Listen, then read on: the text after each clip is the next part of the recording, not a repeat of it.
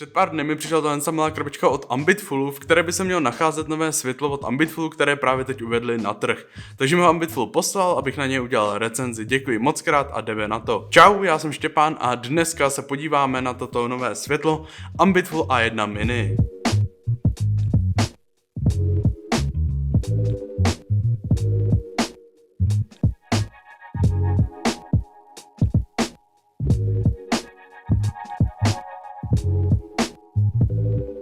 Dneska si toto světlo i rozbalíme, protože to je žhavá novinka, ale normálně to tady nedělám. Takže když tu dám tady to víčko, tak pod víčkem hned najdete světlo, které je zabalené v takovém pytlíku.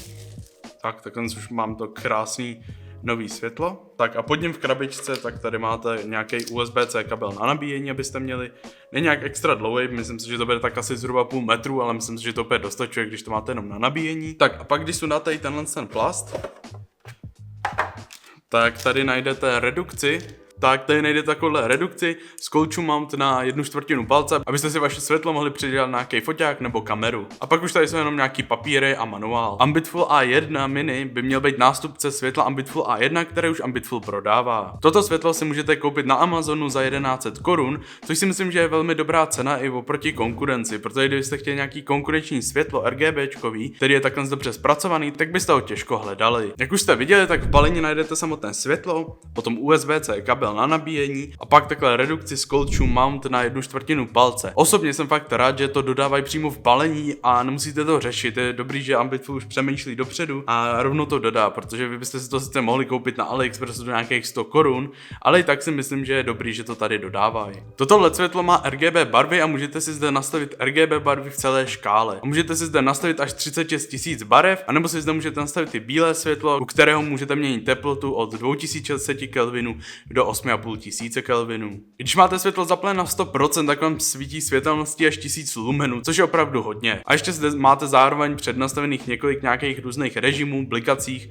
různý přechody a takhle, ale to si za chvíli ukážeme. Světlo má velice pěkný a čistý design a jediné, co se mi na fotkách nelíbilo, když jsem mi posílil, jak má to světlo vypadat, tak je ta červená noha tady, protože jsem si říkal, jako je to tam taky dost výrazný, ale v realitě to vypadá úplně v pohodě. Toto světlo má dost podobné využití jako světlo Ambitfull A2, na kterou jsem dělal recenzi, pokud se chcete podívat, máte ho tady v kartě. Často se dá právě použít na focení nějaký tý produktový fotografie nebo na nějaký to dosvícení scény, jako já tady mám právě teď ty trubky od Ambitfullu a taky je mnohem lepší třeba na cesty, protože je právě takhle malý, skladný a v baťohu vám nezabere moc místa. Ale zase oproti té trubce tak se dá využít právě na nasvícení sama sebe, protože je to prostě spíš světlo určený na to nasvícení nějaký scény než na nějaký jenom dosvícení, ale myslím si, že se dá dobře použít i právě na nějaké takovéhle dosvícení. Nebo se vám to například může hodit, když jste chtěli točit někde v noci a nebyly tam žádný lampy, nic, tak si to právě můžete přidělat na tu zrcadlovku a to světlo vás nasvítí úplně v pohodě a myslím si, že ho nebudete mít ani na 100%,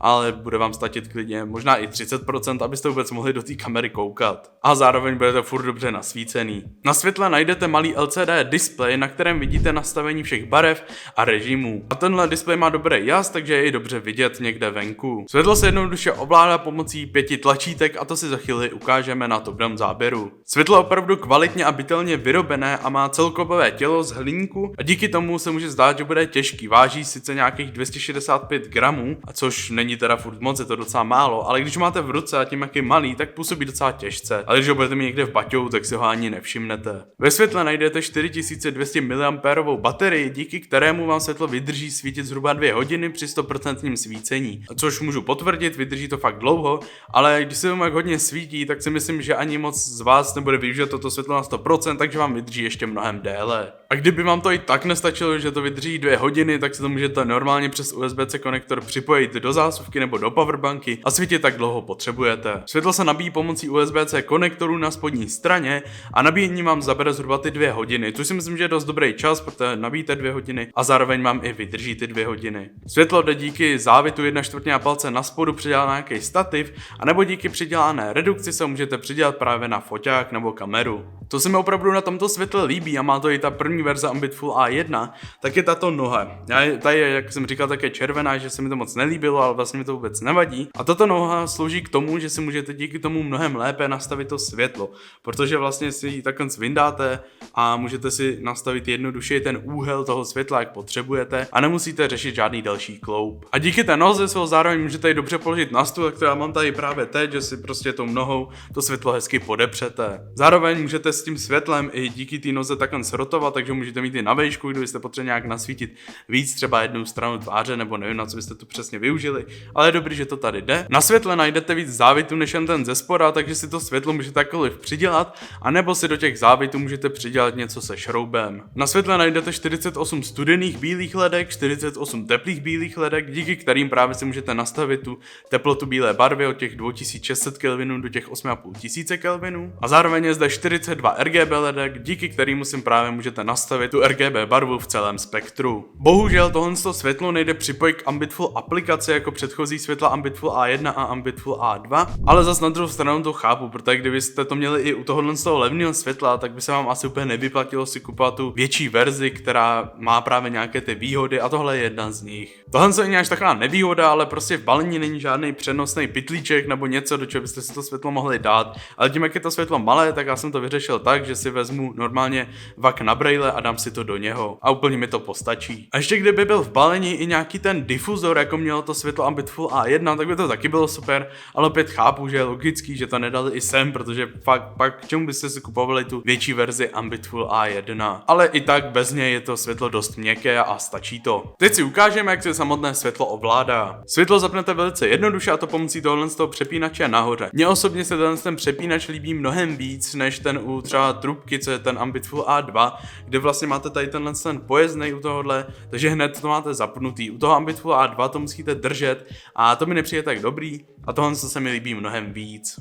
Zbytek ovládacích tlačítek tak najdete na pravé straně a teď si ukážeme, jak si má ovládat světlo. Prvním tlačítkem tak přepínáte mezi jednotlivými módy, které máte ve světle možné nastavit. Druhým tlačítkem tak přejíždíte mezi jednotlivými věcmi na stránce. A poslední dvě tlačítka tak jsou na nastavení například třeba toho jasu, anebo různé ty teploty světla nebo barvy. Máte zde 8 různých módů, kterých si můžete nastavit jak jas, tak barvu. Na první stránce tak máte nastavení bílého světla, kde máte přednastavenou už teplotu nějakou bílého světla. Máte zde například, aby to svítilo s teplotou jako blesk, slunce, nebo jako nějaká zářivka, žárovka, nebo když jste třeba ve stínu. Tak když přepneme na druhou stránku, tak tady máte opět nastavení bílého světla a zde si teplotu nenastavujete podle přednastavených režimů, ale úplně zcela manuálně pomocí plus a minus si nastavíte teplotu, takže teď jsem si tam dal úplně nejteplejší 2600 Kelvinů a tady těm si to zase můžu přidat. A nebo když právě zmáčkl to set, což bylo u toho předchozího, tak si můžu nastavit intenzitu toho jasu. Na třetí stránce tak si můžete nastavit jakoukoliv barvu v RGB spektru, takže tady tímhle s tím prvním si nastavíte opět intenzitu jasu. Když přepnu na druhý, tak tady si nastavujete barvu, jakou byste chtěli, a pomocí třetí tak by to měla být, myslím, nějaká jako saturace, takže tím měníte trošku tu barvu, ale já osobně tohle mám na 100 a všechno měním jenom podle toho druhého, kde si fakt měníte přímo tu barvu. Na čtvrté stránce tak opět najdete nastavení RGB barev, ale tentokrát si nastavíte RGB podle toho, jak chcete, a díky tomu si opět můžete nastavit jakoukoliv barvu chcete. Podle toho, kolik procent toho máte, tak takovou světelností vám to svítí. Na další stránce tak najdete první už přednastavený režim a zde máte vlastně to, že se vám prolínají všechny barvy RGB spektra a pomocí toho plus minus si můžete měnit nejspíš nějaký pořadí nebo něco, prostě jak vám se mění ty barvy. Na šesté stránce tak najdete efekt blikání blesku, kde si opět můžete pomocí toho ABC nastavit, jakým způsobem vám má ten blesk blikat. Na sedmé stránce tak najdete nastavení, kde máte takový policejní maják a zase si zde můžete měnit, jestli vám to má blikat pomalu, rychle, nebo mají blikat víc, tak ten je červená, teď bliká modrá díl. A opět zase intenzitu jasu. A pak jsme tady na poslední 8. stránce, kde najdete nastavení nějakých těch dalších režimů, které nejsou v těch předchozích. Zde si sice nemůžete nastavit ještě nějakou třeba rychlost nebo něco, máte zde teda jenom efekt a jas, ale myslím si, že to úplně stačí, takže máte tady různé věci, tady jako pastvina, nevím, moc nechápu nějaký efekty, jak je to napadá, nějakou oslavu, party celkové. Máte tady, jako když jste byli v kině, a různý přednastavený režimy, který si myslím si, že se můžou hodit. Možná tak někam jako do toho pozadí, kdybyste to měli jako nějaký backlight. A potom teda na té spodní straně, tak tady najdete ten USB-C konektor na nabíjení a zároveň tady máte i ten 1/4 palce závit na předělání na stativ. A jak jsem říkal, tak tady ze spodu tak máte tu pohyblivou nohu, kterou právě takhle můžete otevřít a můžete si s ní takhle zahýbat, můžete si dát i to světlo vejš níž, kdybyste potřebovali, a zároveň právě můžete s ním takhle otáčet kolem své osy o 360 stupňů. Tady potom nahoře tak máte ty jednotlivý díry, jak jsem říkal, ty různý závity, takže si to světlo můžete přidělat tak chcete, anebo do toho můžete přidělat třeba nějaký další věci, co byste potřebovali. Tak a teď si to nějak shrneme. Myslím si, že tohle světlo